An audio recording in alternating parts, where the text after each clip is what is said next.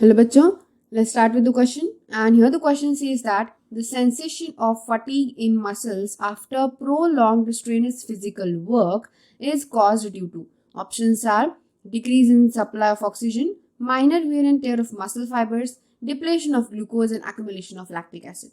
तो यहाँ पे क्वेश्चन में ये पूछा गया है दैट इज कि जब कोई पर्सन ज्यादा एक्सरसाइज करता है स्ट्रेनस फिजिकल वर्क तो ज्यादा एक्सरसाइज करने के बाद जो है पर्सन में फटीग कॉज होता है. So it gets cause fatigue. तो ये फटीग क्यों कॉज होता है, रीजन बिहाइंड दैट. तो हम ज्यादा एक्सरसाइज करते हैं मतलब क्या हो जाएगा, ज्यादा metabolic rate, high metabolic rate होगा. जितना ज्यादा मेटाबॉलिक रेट होगा यानी कि उतना ज्यादा क्या होना पड़ेगा, उतना ज्यादा एनर्जी रिक्वायरमेंट चाहिए होगा. एनर्जी यानी कि एटीपी चाहिए उतना ज्यादा. सो मोर एटीपीज गेट प्रोड्यूस्ड. सो ज्यादा एटीपी का प्रोडक्शन यानी मोर ग्लाइकोलिसिस प्रोसेस. ग्लाइकोलाइसिस जो प्रोसेस है वो और भी ज्यादा फास्टली यानी कि हम कह सकते हैं ज्यादा नंबर में आकर होगी. लेकिन जब हम एक्सरसाइज करते हैं तो O2 कम पड़ जाता है. हमें पता है ग्लाइकोलिसिस के लिए सबसे इंपॉर्टेंट क्या है, ऑक्सीजन. लेकिन जब हम ज्यादा एक्सरसाइज करते हैं तो बॉडी में ऑक्सीजन कम पड़ जाता है. तो अगर बॉडी में ऑक्सीजन कम पड़ गया तो ग्लाइकोलिसिस कैसे फिर अकर होगा, कैसे ग्लाइकोलिसिस डन होगा. तो उस टाइम पे क्या हो जाता है, एट सम पॉइंट जब O2 बहुत कम पड़ जाए तो ग्लाइकोलिसिस का जो एंड प्रोडक्ट होता है ना पायरुविक एसिड, तो वो पायरुविक एसिड में प्रोसेस होगा. कैसे, तो ये जो पायरुविक एसिड है वो कन्वर्ट हो जाएगा किसमें, लैक्टिक एसिड में.